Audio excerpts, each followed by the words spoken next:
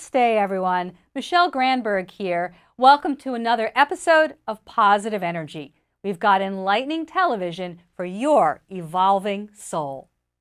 The gong is one of the oldest and most powerful transformational and therapeutic instruments. It has long been used in sacred rituals and ceremony to complement and accentuate prayer and meditation. Due to its calming, energizing, and healing effects, gongs are currently used during yoga classes and group sound immersions as vibrational therapy. My guest, Lois Harrison, harmonic sound therapist, is here to introduce us to this sacred instrument and educate us on the power of sound vibration. Stay right where you are, because positive energy starts right now. So Lois Harrison is in the house. Welcome. Thank you. Thank you for being on Positive Energy. Thank you, Michele. It's a pleasure to be here. So you are a harmonic sound practitioner. Tell us what that is. It is someone who utilizes sound, the overtones, the vibrations, to permeate people to help them release stress and to heal themselves. So you mentioned vibration. Tell us a little more about vibration. And you say everything alive vibrates, yes? Yes. Think about it. When something is dead, it's still. Yeah, it's still. It's not moving. It's still. Yeah. So soon as you have a thought, a movement, it creates, as soon as there's life, there's breath, there's a heartbeat, it creates a movement. That's vibration. Doesn't have to be heard. Yeah. It can be felt. Everything moves. Everything's vibrating. Everything moves. Nothing is stagnant. No. If you got it, you have to look down at the electron, the nucleus level. It's all moving. So relate that to some of the beautiful objects you brought with you today, the beautiful instruments. I want to call them your friends. My toys. Your friends that speak to you. Right. Communicate with you. Let's start with the gong. Let's talk about these beautiful gongs that are here. What about these gongs? What is healing? How are they healing? Why are they so powerful? What is their nature? Well, the gongs are probably the most powerful of vibration out there. And there's a variety of sizes, there's a variety of shapes, but the gongs are known as idiophones, which means they're an instrument that there's no resistance. So when you hit it to have sound, the vibration all fully comes off of it. There's not something that dampens it. And you've got the gong, you've got a bowl-shaped gong, and you've got a bell-shaped gong. And they're all the same thing. But the gong, because of its size and the nature of it, it's the most powerful of the vibrations. And the vibrations of the gong will fill up the room. It'll fill up your body. It'll go into every cell. And it has the power to totally dissolve time, space, and matter. Beautiful. So how are the gongs been used in history in the past, and how are they used now? Well, gongs started with the Bronze Age. But even if you go back to the Stone Age, there's rocks that ring when you hit it. We have in Pennsylvania, not far from here, Ringing Rock State Park. You can go with a hammer and hit them, and you'll get different harmonics. And so the gongs are made of bronze. And so it really started with the Bronze Age, and it's a communicator. So because of the volume of their sound, it can travel distances. So people used to use them instead of a drum in places to send messages. Across a distance. Across a distance. It was used in ceremonies to ring in the beginning of a ceremony. It helped people to transition when they passed away. So it's been used in many, many different ways. Yeah, so now it's vibrational therapy. Yes. People are rediscovering Yes. now the power of sound in so many different venues, in so many different ways. So tell us about that. Well, if you think about it, stress causes what do they say, anywhere from 75, I've heard up to 95% of all illnesses. Yeah. And stress isn't just an emotional stress. It can be physical, chemical, or emotional. But when somebody is under stress, the cell walls of your body contract and shut down. And so nothing goes in and the toxins don't go out. So the beauty of the gongs are, they're a tranquilizer that you don't have to take. Because when the vibration of the gong permeates you, it changes your brain waves into a deep state of relaxation. And that's really where it's removing the obstacles. Because when your body can drop into that deep state of relaxation, the body has the natural intelligence to heal itself. So what's happening with so our brain waves change to match the vibration of the gong? Is it slower? Exactly, it entrains with it. So you have, you know, the alpha, beta, delta, theta state, and the deep meditation state is theta. Okay. And so what happens is this, you don't have a choice. It'll drop you deep into that state. And it's automatic, obviously. It's automatic. It's completely automatic. Yeah. And then you're also saying the vibration goes into our cells, and it goes into all your cells. And there's a lot of research just being done on it, but there is some research out there that says the harmonic vibrations of the gongs, of metal elements, can actually trigger nitric oxide in the cells. And nitric oxide is a natural pain reliever, and it also helps with stem cell production. Beautiful. I love all of that. So when you play, it's not always the most comfortable, though, because people who have had an injury or people who are holding an emotional blockage, it'll come and knock up against it. But if you can surrender to it, it'll move through. So that's like a sign, an indicator that something's happening, yes. Something's moving, and sometimes things feel uncomfortable or worse until they feel better. But it's sometimes you hear that term, a healing crisis or a release. And they can it's trigger like a wave that you have to kind of hang in there. Right, and they can trigger it. And some people will fall asleep and start snoring because they need that deep relaxation and they almost need to get out of their mind. So what I always say is the gongs take you out into the ethers and ground you there. Whereas a drum takes you almost and grounds you to the earth. So it's like we are also instruments, right? And everybody is different when we're vibrating differently at any given moment. And so are these. So it's like these beautiful beings, individuals respond differently and they get what they need. Yes, yes. And that's the beauty when you play. When I do a group sound journey versus one-on-one, I can't pick up what every single person needs. But what I do is it's my intention. When I play these, I have to be in a very still, open space to play because they tell me what to play. The gongs move through me and tell me where to go into place. So when I'm in a group situation, I just hold the intention for them to help it for whatever the highest good for people there is. And people will tell me they hear different things out of the gongs. And when I play them, you'll hear there's so many overtones. And it's not necessarily about the sound. It's about listening to the space between the sound, because in that act of listening, it's the space where everything moves out of, the stillness. And so when I play, I ask everybody to hold an intention that they want and then listen for the space between the sounds. Beautiful. No wonder it's meditative. Yes. Indeed, there's a focus element to that. Yes, very. But it's gentle, right? It is and it's not. It all depends. The gong can be played very softly and gentle. And what I love about them is it does surround you. And that's the same thing with metal bowls versus the crystal bowls. They will surround you and almost hold you. But you can get the gongs going where they're shaking you up. And I had a woman stand up in the middle of a sound journey and scream, "Stop it!" because it was shaking her up so much. Ah, yes. I guess she didn't. You get what you need. need. She didn't. I guess you get what you need. She needs to be shaken up. Right, right. You get what you need. So when you do this one-on-one with people, what is a typical reason people might come? And I know there's no typical, but what's a response? I use sound for everything. I'm just not a harmonic sound practitioner. I also do body work, and I also teach Qigong, which is cultivation of breath.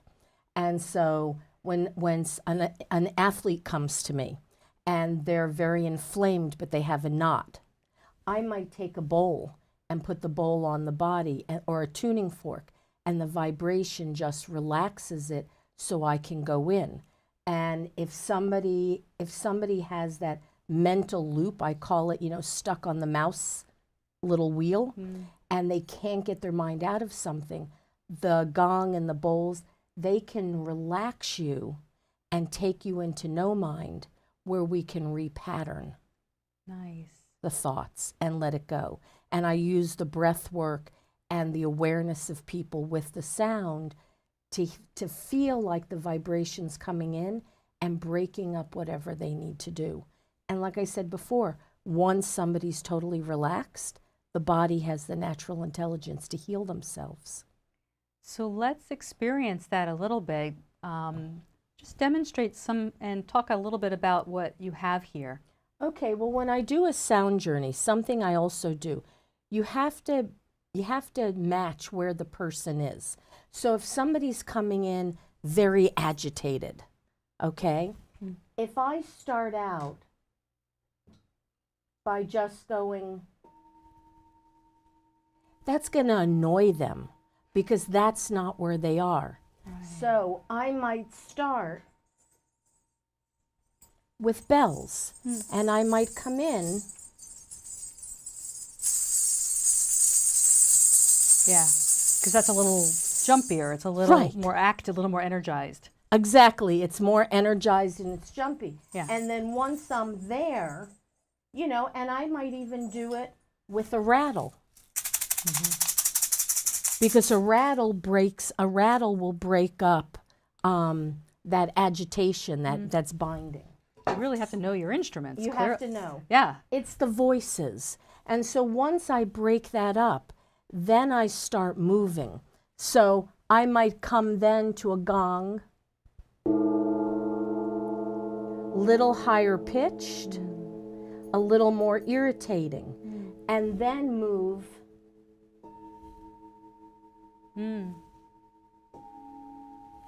Yeah, I can feel the natural progression, sort of the graduation of deliberately moving someone's energy by using the sound. Right. In sound and music, there's 3 elements that make up everything: tone, pulse, and form. So the tone, should it be low? Which settles you. Or should it be, it makes it a little tighter. Yeah. And so that's the tone. The pulse,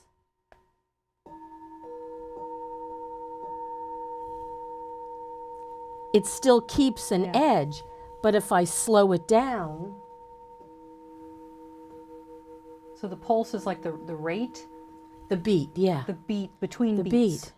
How soon it is between beats. Exactly. And so that tone and that pulse, it creates soundscape that creates a form.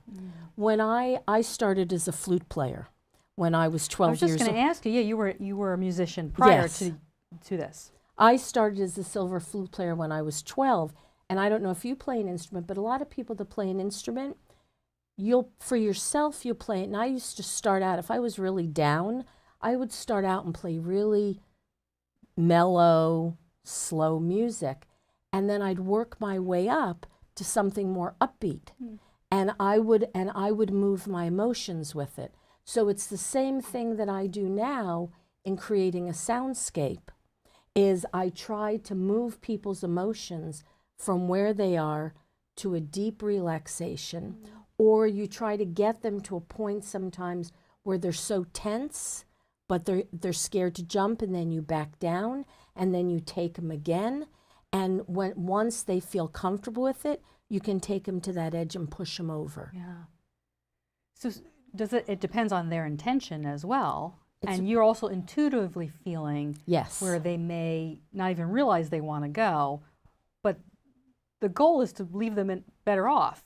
Exactly. But sometimes where we get mistaken about healing work, happy and joyful isn't necessarily healing. Sometimes to get to that place, you have to go through the darkness, and you have to go through the pain, because we're holding it in our bodies a lot of times, and people don't realize they're holding it. And so sometimes I'll be playing and I'll bring in a sound. You know, I can bring in the wind, okay? Here's the wind.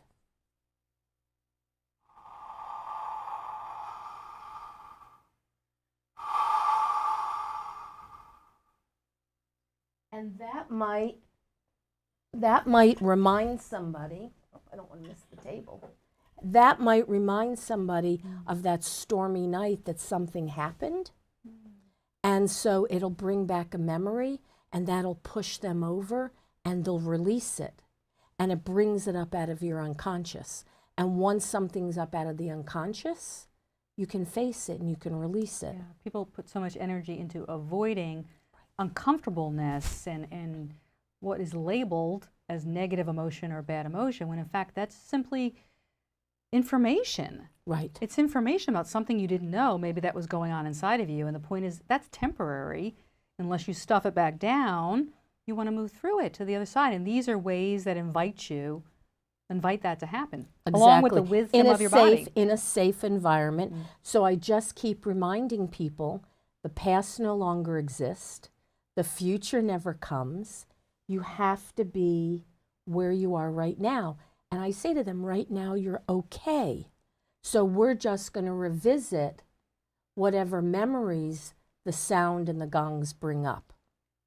So how did you come to the gong? Did you first listen to it as a participant and just fall in love with it? Or because it's a unique path to do what you're doing? Well, I learn things intuitively. And I spent 20 years in the corporate world. I was a buyer in the fashion industry. And I had some health issues that forced me to retire. And so I started, and then I decided when I wasn't going to go back to that, I became a massage therapist. But I knew that massage wasn't the end all. So it took me on my own healing journey. And I started going into Qigong, and Qigong talked to me about the stillness. And my whole life, I've always been asking, where does nothing come from? So in my learning of Qigong, I ended up in England, in Glastonbury. And I met a man there who was a music educator who had switched to healing sound. And he had gongs. And soon as I heard them, I fell in love. His teacher was Don Conroe, who for one of the first times in a long time was teaching in New York. So I came back and I started studying with him, and I learned his aspect of it. And then I wanted more, and I ended up going to the New York Open Center's sound program. It was a 10-month. I ended up in Peru with Zakiya Blackburn doing shamanic sound with Quieros. And then I ended up with Mitch Nur, who expanded my knowledge of the types of gongs and the history and the science.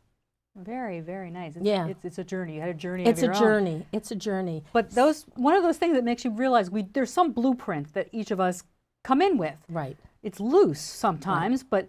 but it's like you met up with your potential destiny. Right. When you and the gong came together. Even the Native American flute. Please, I was going to ask you, these are just so beautiful. They're like little works of art. I love the Native American flute. Can you tell us just a bit about that and play? Well, even with the Native American flute, I discovered it in England. There was one of the guys with the Qigong that I was studying. He was selling high spirits native flutes, and I was a silver flute player. And so I bought one from him and started playing, and I realized the healing power of it. Because what makes all of this is the overtones, the harmonics, the vibrations, and each one is different. So I love using a double flute because you have the drone, which kind of holds the bass, but then with the flute, I look at it as an instrument of journeying. It takes people from one place to another. So when you play a single flute,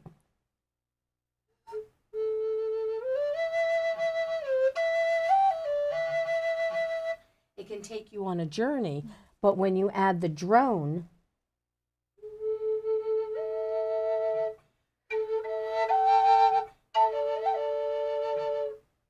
it adds a whole different dimension. Just you playing that, I feel like I want to cry.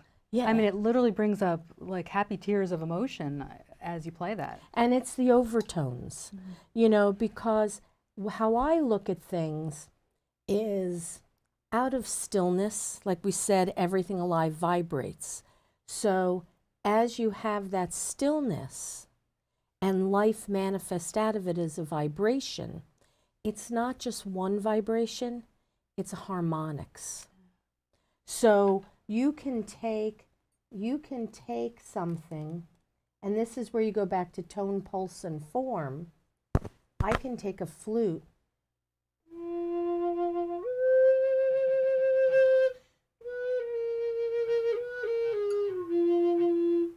that sounds very sad, okay, because of the tones that I'm doing. But I can come and go,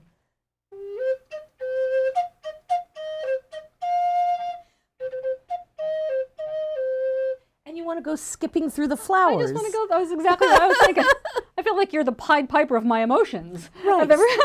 So to me, the flute, it's a lot of power. Carries you from one place to another. Yeah. It's the voice. Yeah. When I was out west, a Native American flute person said to me, quit playing with your head. Yeah.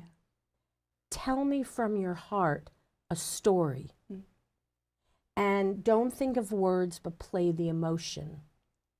And that's what I did. So if I want to tell you, I don't know, about my greatest love affair.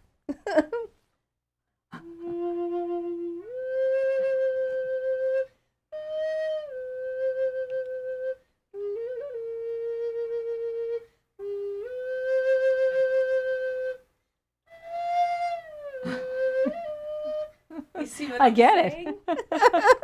I get it. So comes through. So music to me is the universal language. Yeah. If we spoke two different languages, it doesn't matter, because music creates a feel and a mood. And so it can help you to remember things. It can move through your entire body. You don't even need to hear. You can feel the vibration. And that's happening all the time, and we can't switch that off. So it's such a beautiful art, healing art, to be able to invite people into that deliberately and create intention, which is, intention frames everything, of course, for that. There's so much human noise, and there's so much white noise. And there's even now with cell phones and Wi-Fi, there's so much vibration that's going through us that it creates. That's why you need to go out into nature, and you need to feel the vibrations. The natural symphony. I once talked to somebody who was down in the South Pole, and he took a what do you call it? The snow machines, and he went out to where man had never been, and you could still hear the harmonics of the earth. And he said, the earth is humming. The earth is humming. Yeah. Everything's humming. We just cover up so much. We're so noisy. Our minds are noisy. We have noise around us. So much static, keeping us from that. So I know you're going to demo a little further the gongs and your instruments. So I'm really excited about that. Do you have any final words, though, for our viewers? Oh, well, I didn't even get into the different gongs. That's what I really wanted to do. Listen. Yeah. Get still and listen. Listen within you and listen without. Yeah. And harmonize. Yeah. Find what makes you expand. So we invite people to do just that. Yes. To listen now. Listen with their hearts. Yes. Yeah. Listen with their hearts. Listen with their full body and not their head. Great. Thank you, Lois, for the work that you're doing in the world. Thank you so much. Thank you, Michelle, for having me. I appreciate it.